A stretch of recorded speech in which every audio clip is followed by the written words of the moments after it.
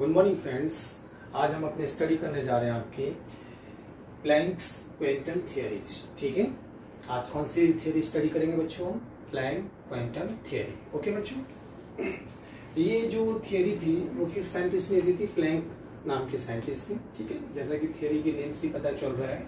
ठीक है, तो ये जो क्वांटम थियरी दी थी वो आपकी किसने दी थी? प्लैंक्स नाम के साइंटिस्ट ने। ठीक है, इस थियरी में उन्होंने क्या कहा था कि मान लो कोई भी बॉडी रेडिएशन एमिट करती है या फिर एब्जॉर्ब करती है, ठीक है, तो वो कंटिन्यूसली नहीं करती है। ठीक है ना, यानी कि किसी भी बॉडी से रेडिएशन का जो एमिशन है निकलना, रेडिएशन का निकलना, एमिशन का मतलब निकलना, ठीक है, या फिर जो एब्जॉर्प्शन है वो कंटिन्यूसली नहीं होता है बच्चों। ठीक है, तो किस फॉर्म में होता है?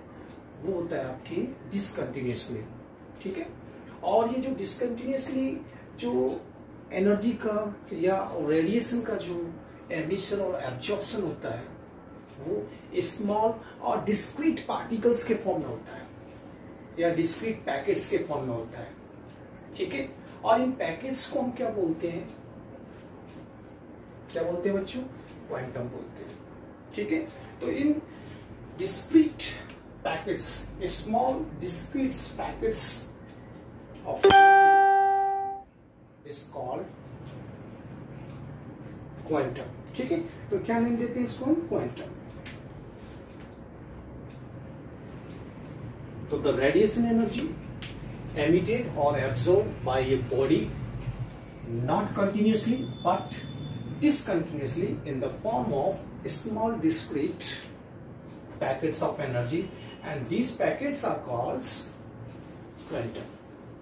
ठीक है बच्चों, तो एक पहला स्टेटमेंट हो प्लैंक का ये था। ठीक है, दूसरा स्टेटमेंट क्या था बच्चों?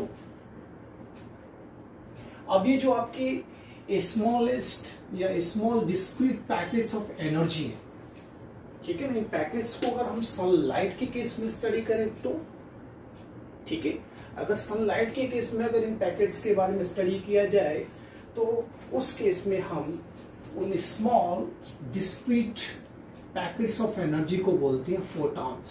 क्या बोलते हैं? फोटॉन्स। ठीक है, तो in case of light the small packets of energy is called as photons. ठीक है बच्चों, but in general case the smallest packets of energy is called quantum. तो सिंपल सी बात है, अगर जनरल केस में अगर हमको इन पैकेट्स ऑफ एनर्जी के बारे में बताना है तो उनको क्वांटम बोला जाता है। अगर सनलाइट के केस में अगर इसको स्टडी किया जाए तो उनको फोटॉन्स बोलते हैं। ठीक है, किसी भी बॉडी के थ्रू सनलाइट का एमिशन या एब्जॉर्प्शन किया जाए तो वो स्मॉलेस्ट पैकेट्स ऑफ एनर्जी के फॉर्म में किया जाता है और उन स्मॉल पैकेट्स ऑफ एनर्जी को हम फोटॉन्स बोलते हैं बच्चों। ठीक है, तो सेकेंड स्टेटमेंट प्लैंक का इनकी थियरी में ये था जो भी हमने स्टडी किया। ठीक है, ओके, और थर्ड स्टेटमेंट क्या? थर्ड स्टेटमेंट में उन्होंने क्या कहा था?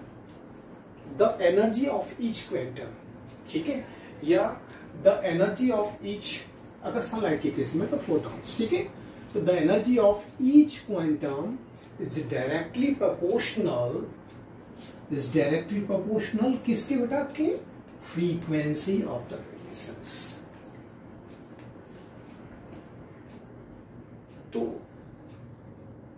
तो जो क्वांटम की जो एनर्जी है वो किसके डायरेक्टली प्रोपोर्शनल होती है? Frequency of radiation. ठीक है, अकॉर्डिंग टू प्लैंक। ओके, ठीक है, तो हमारा एक यहाँ पर एक रिलेशन स्टेब्लिश होता है, E डायरेक्टली प्रोपोर्शनल न्यू, यानी कि energy directly proportional frequency. Okay, इस प्रोपोर्शनल को हम यहां से रिमूव करते हैं तो यहां पर एक कांस्टेंट आता है जिसको हम बोलते हैं प्रोपोर्शनैलिटी कांस्टेंट। ठीक है, और जिसको हम H से डिनोट करते हैं। ठीक है, प्रोपोर्शनल को यहां से रिमूव किया तो क्या हो गया? E इक्वल H न्यू, और यहां पर H के आपकी प्रोपोर्शनैलिटी कांस्टेंट है बच्चों। ठीक है, अनदर वेज में हम इसको क्या बोल सकते हैं? क्या बोल सकते हैं? प्लैंक कांस्टेंट, क्योंकि प्लैंक ने बताया था इसके बारे में। ठीक है, तो यहाँ पर h का मीनिंग है आपके जो स्मॉल h है वो क्या है, प्रोपोर्शनैलिटी कांस्टेंट है या फिर प्लैंक कांस्टेंट है। और बच्चों इसकी वैल्यू है वो फिक्स होती है, और वो वैल्यू क्या बच्चों आपके सामने है 6.626 मल्टीप्लाई 10⁻⁻34 जूल सेकेंड्स। ठीक है बच्चों, ओके। तो यहाँ पर प्लैंक कांस्टेंट की वैल्यू क्या बच्चों आपके 6.626 मल्टीप्लाई 10⁻⁻34 जूल सेकेंड। ठीक है, आपको लर्न रखनी है, क्योंकि न्यूमेरिकल्स में बच्चों ये क्या इस वैल्यूज को कभी देता है और नहीं भी देता, तो आपको थोड़ा ये मेमोराइज रखना है। ओके, तो ये तो हुआ आपके third statement. Okay, next statement है आपकी फोर्थ। इस स्टेटमेंट में उन्होंने क्या बोला था, देखिए थर्ड स्टेटमेंट में तो उन्होंने सिर्फ एक ही क्वांटम की वैल्यू बताई थी, E = h। ठीक है, अब मान लो किसी भी बॉडी पर, एक बॉडी से दूसरी बॉडी में आपकी रेडिएशन ट्रांसमिट हो रहे हैं, ट्रांसफर हो रहे हैं। ठीक है, तो ऐसा तो है नहीं कि एक ही रेडिएशन जाए, एक ही स्मॉल पैकेट्स ऑफ एनर्जी जाए। जब रेडिएशन ट्रांसफर होते हैं तो उसमें बहुत सारे आपकी पैकेट्स ऑफ एनर्जी इन्वॉल्व होते हैं। ठीक है, तो उस केस में आपकी फोर्थ स्टेटमेंट दिया था कि the total amount of energy transmitted from one body to another body will be some integral multiple of energy of quantum। ठीक है ना, integral multiple of energy of quantum. और यहां पर जो इंटीग्रल मल्टीपल क्या होता है, जैसे 1 2 3 4 5 6 7 ये इंटीग्रल मल्टीपल है। ठीक है, तो यहां पर ये जो क्वांटम का फॉर्मूला था वो E = h नहीं सिर्फ एक क्वांटम के लिए था। मान लो अगर एक बॉडी से दूसरी बॉडी में अगर n क्वांटम नंबर्स अगर ट्रांसफर हो रहे हैं तो उस केस में आपकी फॉर्मूला E = NH हो जाएगा। Here n is the integer number. क्या बच्चों, इंटीजर नंबर। ओके, मैंने यहां से डिनोट कर रखा है, तो n यहां पर क्या है, इंटीजर नंबर है बच्चों। ठीक है, और इंटीजर नंबर की वैल्यू क्या हो सकती है 1 2 3 4 5 इनफाइनाइट तक। ठीक है ना, n की वैल्यू 0 तो नहीं रख सकते हम यहाँ पर। ठीक है, तो रेडिएशन जब आपके ट्रांसफर हो रहा है तो वो 0 तो हो नहीं सकता, आपके कितना हो सकता है, कितना हो सकता है ऐसे 1 से लेकर के आपके इनफाइनाइट तक। ठीक है, चलिए ये तो हुए प्लैंक्स क्वांटम थ्योरी के बारे में हमारे यहाँ पर कुछ पॉइंट्स थे बच्चों। ठीक है, अब हम यहाँ पर कुछ न्यूमेरिकल स्टडी करने जा रहे हैं, और वो न्यूमेरिकल से आपकी जो कि लिख रखी है मैंने। और न्यूमेरिकल क्या बोलता है बच्चों, calculate the energy of a photon. ठीक है, देखो फोटोन वर्ड लिया है यानी कि सनलाइट की केस में बात कर रहा है बच्चों। ठीक है, of sodium light of wave length, sodium light of wave length this.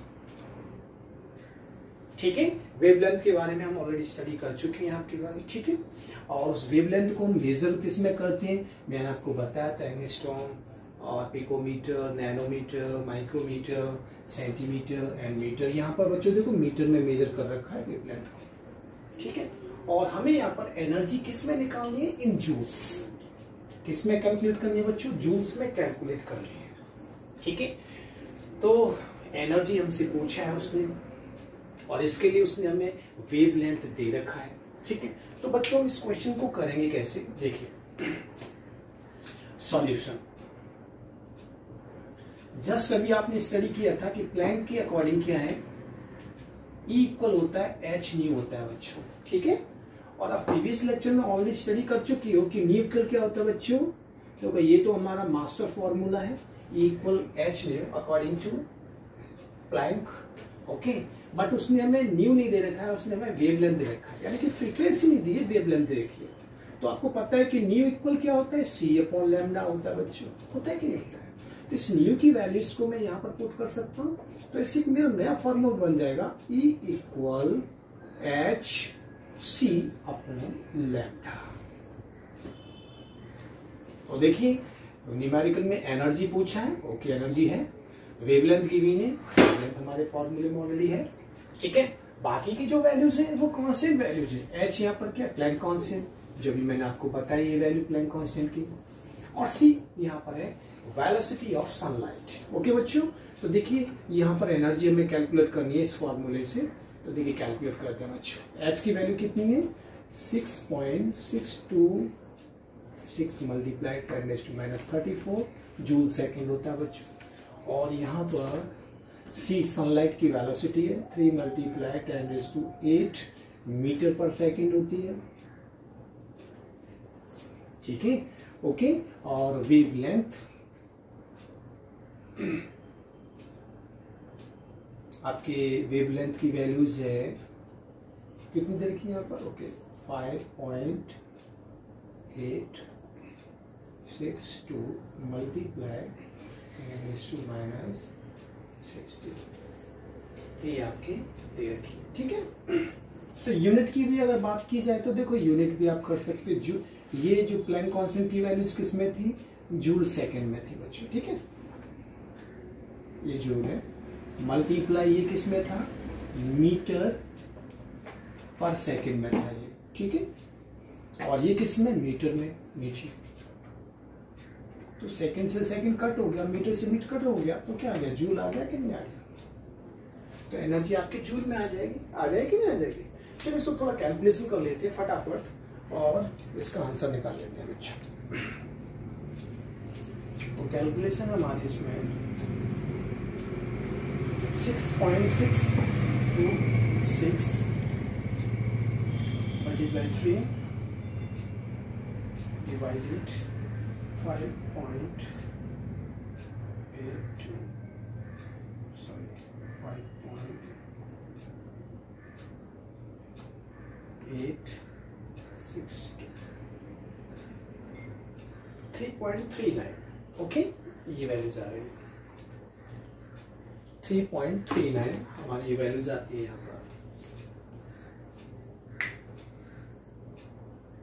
3.39 multiply decimal का देख लेते हैं बच्चों यहाँ पर।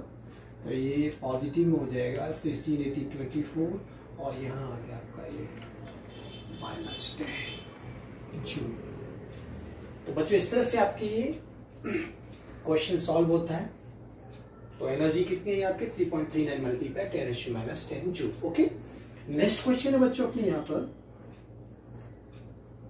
Calculate the lambda. लैम्डा बोले तो वेवलेंथ, ठीक है। इसका मेजरमेंट तो पता ही है, वो हम आगे भी मालूम कर लेंगे किस में मेजर करना है हमें। और फ्रीक्वेंसी यानी कि न्यू, आपसे न्यू देती है, आपसे कैलकुलेट करवा रहा है वेवलेंथ और frequency of A photons sunlight के केस, ठीक है, having an energy of 2 electron volt. तो बच्चों यहाँ पर जो एनर्जी है वो आपके इलेक्ट्रॉन वोल्ट के फॉर्म में दे रखे हैं। तो आपको पता है कि 1 इलेक्ट्रॉन वोल्ट इक्वल क्या होता है 1.602 मल्टीप्लाई 10⁻⁻19 जूल होता है। ये 1 इलेक्ट्रॉन वोल्ट की वैल्यू है बच्चों, ठीक है। तो इस वैल्यू को हम यहाँ पर यूटिलाइज कर सकते हैं, ठीक है। तो यहाँ पर फोटोन ऑफ एनर्जी को हम जूल में कन्वर्ट कर सकते हैं, ठीक है ना। तो यहाँ पर एनर्जी लिख देता हूं बेटा, यहाँ पर एनर्जी ऑफ फोटोन, ठीक है। तो मैं कर दिया 2 मल्टीप्लाई 1 इलेक्ट्रॉन वोल्ट की वैल्यू कितनी है 1.602 बेटा, ठीक है ना, मल्टीप्लाई 10⁻⁻19 जूल में आ गया। इलेक्ट्रॉन वोल्ट को हमने जूल में कन्वर्ट कर लिया, तो ये एनर्जी की वैल्यू आ गई बच्चों, ठीक है। आपको पता है कि फोटोन सॉरी प्लैंक का फॉर्मूला क्या है, ये भी हमने ड्राइव किया था ना, hc/λ, hc/λ, ठीक है। वेवलेंथ पूछना है ना, तो वेवलेंथ को सब्जेक्ट बना लेते हैं बच्चों। यहाँ पर क्या बना लेते हैं, वेवलेंथ को सब्जेक्ट बना लिया मैंने, तो क्या हो गया hc/E हो गया बेटा, ठीक है। वैल्यू पुट कर दो। प्लैंक की वैल्यू क्या देखो, न्यूमेरिकल में प्लैंक की वैल्यू नहीं दे रखी है, तो हमें याद रखनी, मैं आपको पहले बता चुका हूँ 6.626 मल्टीप्लाई 10⁻⁻34 जूल सेकेंड में होती है वैल्यू, ठीक। मल्टीप्लाई किसमें, तो चलो मैं लिख लेता हूँ जूल सेकेंड। ठीक है, मल्टीप्लाई आपकी सी की वैल्यू है 3 मल्टीप्लाई 10⁸ मीटर पर सेकेंड। ठीक है, अपॉन एनर्जी आपका जूल में आ चुका है बेटा। ठीक है, जूल में कितना एनर्जी आ गया ये अभी हमने निकाला था। 2 मल्टीप्लाई 1.602 मल्टीप्लाई 10⁻90। ठीक है, ये जूल में आ गया। बात यूनिट की जाए तो देखो जूल से जूल कट हो गया, सेकंड से सेकंड कट हो गया, आपके आंसर मीटर में आएगा। किस में आएगा? मीटर में आपके आंसर आएगा यहाँ पर। ठीक है बेटा, मीटर में आंसर आएगा। ठीक है, तो इस कैलकुलेशन को कर लेते हैं अपने। तो देखिए कैलकुलेशन करते हैं अपने, फटाफट कर लेते हैं, ज्यादा टाइम नहीं लगाते हैं। 6.626 मल्टीप्लाई 3, ठीक है, डिवाइडेड 2 डिवाइडेड 1.602 यानी कि 6.2 ये वैल्यू आती है। ठीक है, क्या आती है अपनी 6.2। यहाँ लिख लेता हूँ, इस जगह लिख लेता हूँ। ठीक है, 6.2। ओके, ये पावर्स को यहाँ पर सॉल्व कर लेते हैं। 19 पॉजिटिव हो गया तो ये 27 और 27 और 47। ओके, ये मीटर में आ गए। ठीक है, तो वेवलेंथ की वैल्यू आपके यहाँ पर 6.2 मल्टीप्लाई 10⁻7 -7 आपके ये आ जाएगा मीटर में वेवलेंथ। ठीक है, अब नेक्स्ट क्वेश्चन है बच्चों हमारा, उसने फ्रीक्वेंसी पूछी है बेटा आपसे। ठीक है, तो फ्रीक्वेंसी हम निकालने के लिए ये भी तो कर सकते हैं ना, nu equal c upon lambda, ये वाला फॉर्मूला लगा दो। तो सी की वैल्यू कितनी है? 3 मल्टीप्लाई 10, ये हो गया ना मीटर पर सेकेंड, अपॉन वेवलेंथ की वैल्यू हमारी कितनी है? 6.2। थोड़ा डेसिमल में है तो थोड़ा आंसर 19-20 में 19-20 चेंज हो सकता है आपका ये, और ये किसमें? मीटर में बेटा। ठीक है, तो मीटर से मीटर कट हो गया, 1/सेकेंड आ गया। यूनिट क्या आ गया इसका? 1/सेकेंड यूनिट था। ठीक है, तो इसको सॉल्व कर लेते हैं।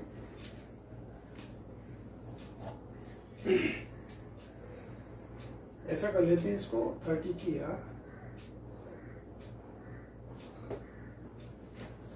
7 7 14 हो जाएगा। ओके, तो ये बात 30 डिवाइडेड 6.2